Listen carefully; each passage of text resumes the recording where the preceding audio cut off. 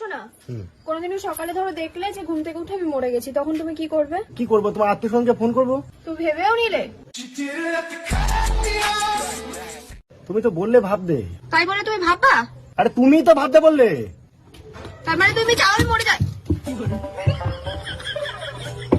কি বলছো? তার মানে তুমি চাও আমি মরে যাই?